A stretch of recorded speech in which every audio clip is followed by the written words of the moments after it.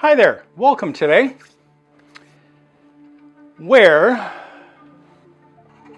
we're going to be taking a little bit closer look at one of the flutes that I made. This has a little story behind it. One of my regular YouTube viewers, his name is David Osborn, and he goes by NI Man.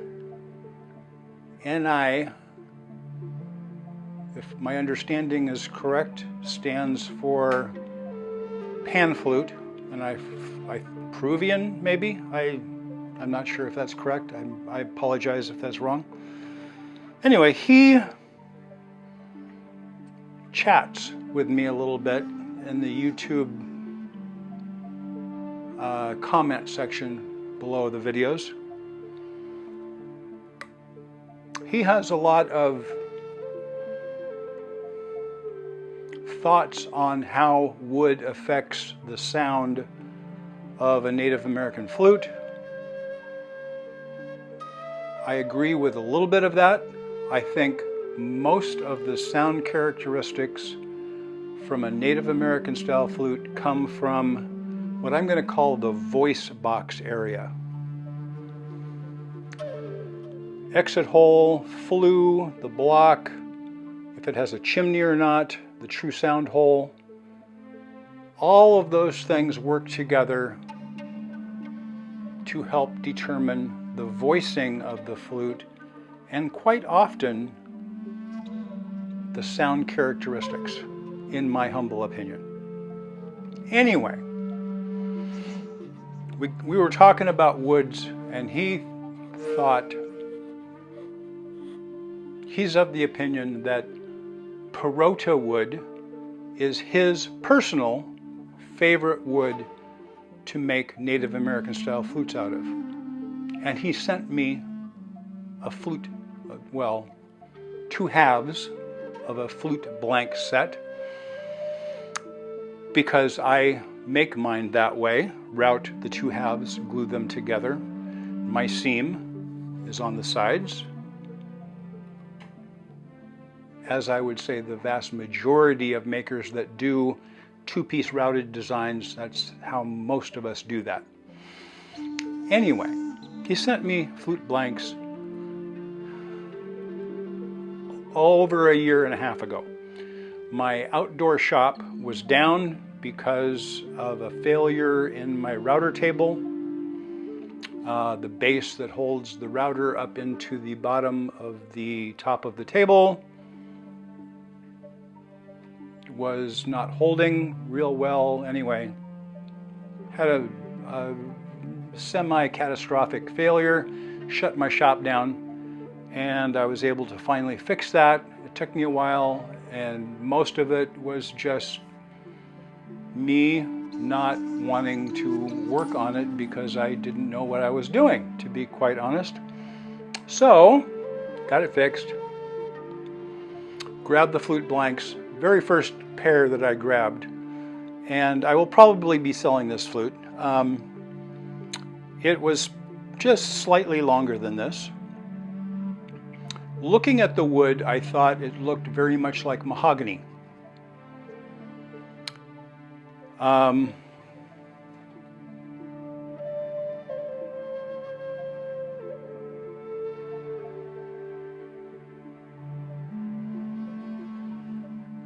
I will put close-ups and things in the playing portions of this. I used a piece of maple burl for the simple block. That has a lot of figuring. Very pretty. I did put a chimney on there. Most people seem to like chimneys for a little bit of wind protection if they take their flute outside. Here's what it sounds like. No effects. I am running a Shure SM58 mic through a Focusrite Scarlett 2i2 interface, running directly into GarageBand. The only thing I'm going to do on GarageBand is increase the ambiance just a little bit. So a little bit more of a room sound is what that's going to do. Here is dry.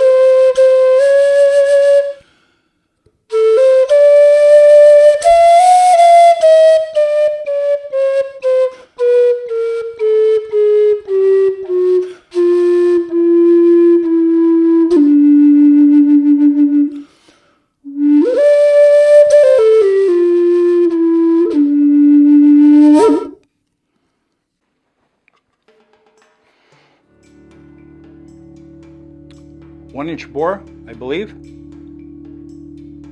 Pretty sure, 1-inch bore. I don't think I went 1 1/8. Just a minute.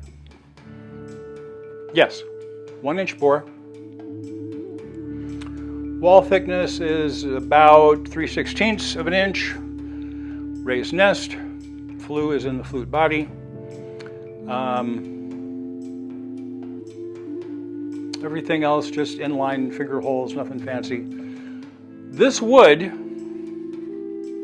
first of all, David, it does make a great sounding flute. I fully agree with that.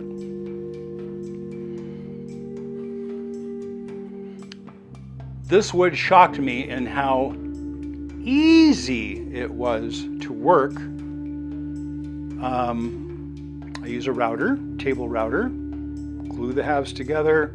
I use a router to kind of knock the corners off before I put it on a lathe, and it just, it worked like butter. It was almost too easy to work in some circumstances. You can see the outside isn't quite round here because some areas were slightly softer than others, and I was taking material off at a rate that it was shocking to me. Very, very easy to work with. Very easy to work with tools, hand tools, power tools, sandpaper. Very, very easy to work, and it was a joy to work with. It was a little shocking, and it did surprise me. This took a tumble. I'm trying to remember. In fact, I think this top portion right up here took a tumble. The wind blew over my flute drying rack. My shop is outside. The wind blew over a gust of wind blew over my flute drying rack with 6 flutes on it, 7 flutes on it. This one, being such a soft wood, got a couple of bad dents right there, and that was really the only spot that did. Anyway, so I did have to take that down a little bit, but other, like this area down here, just, it had a little tear out. Not sure if that's going to show up right about there. Yeah, right there. You can kind of see a little tear out, and I tried to kind of smooth that out a little bit. So that's part of the reason why it's not quite round on the outside. But it sounds great, plays great. I like Parota Wood. Good stuff. Good stuff. I've never seen it available in regular wood supply places. It comes, I think, from Mexico, Central America type areas. might be available if I was to look into it, but it's not something that I would search out. I like, my personal preference is something with a little bit more of a grain pattern that you can see.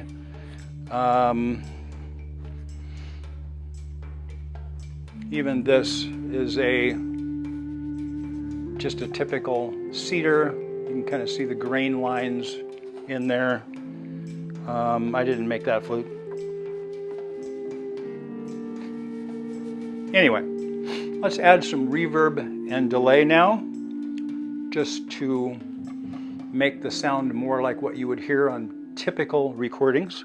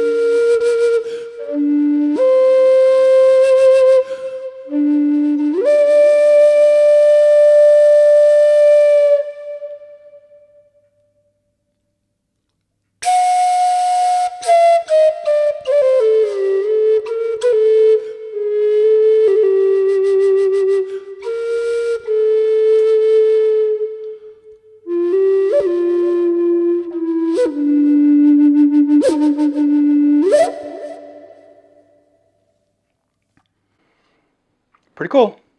Pretty cool. Didn't want to go too crazy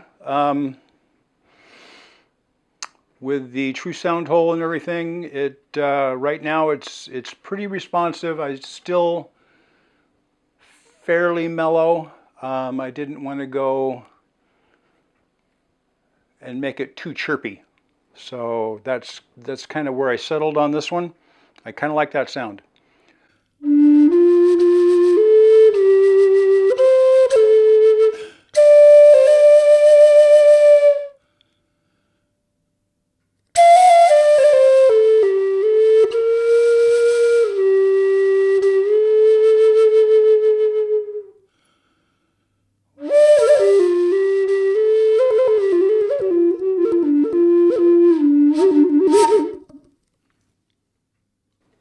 Pretty cool. Hope you enjoyed the video. I hope you enjoyed my little story behind the flute, where the wood came from and everything, and kind of my reasoning behind what I did on this flute. If you haven't yet, please subscribe. Click the little bell down over there so that you can be notified the next time I post a video. It could be taking a first look at a flute from my collection, or a more in-depth look, which is what I would say this is. I'm not going to put all of the measurements and things like that down in the description box where I usually do that on most flute reviews. I'm not going to do that here because all of my flutes are a little bit different. Each one is slightly unique. They might look the same. I do kind of tend to go with that style of a mouthpiece. I do kind of prefer that low profile block design. Kind of gives it a sports car look, I don't know, or some kind of a bird, head, I don't know, maybe. Anyway, it could be a music video where the Native American style flute gets the spotlight shown on it. It could be solo. It could be with many other types of instruments, and that's what I prefer to do most of the time. Combining the flute with steel tongue drums, keyboards. Guitar is probably my #1 passion, but the flute kind of takes the place of me singing in most cases. Could be a tutorial on how to play the Native American style flute. These are the simplest melodical instruments in the world to learn how to play. It's a basic 5-note, 6-note, including the octave, scale that can be as simple as you want, one note after the other,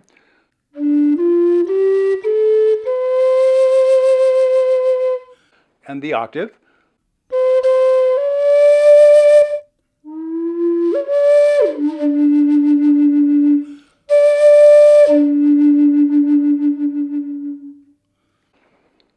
Or it could be as complicated as you care to make it. These can play a lot more than just a basic pentatonic scale, and could take a lifetime to master. I'm not a master yet. Again, I hope you enjoyed the review on this flute and a little bit of info about the wood used for this, something that I've never used before. It was enjoyable and quite a learning experience. I kind of had to, back off because it was so easy to work with. Almost too easy at times. Anyway, hope you enjoyed it. Thank you so much for watching, and I hope that you have a fantastic day. Take care.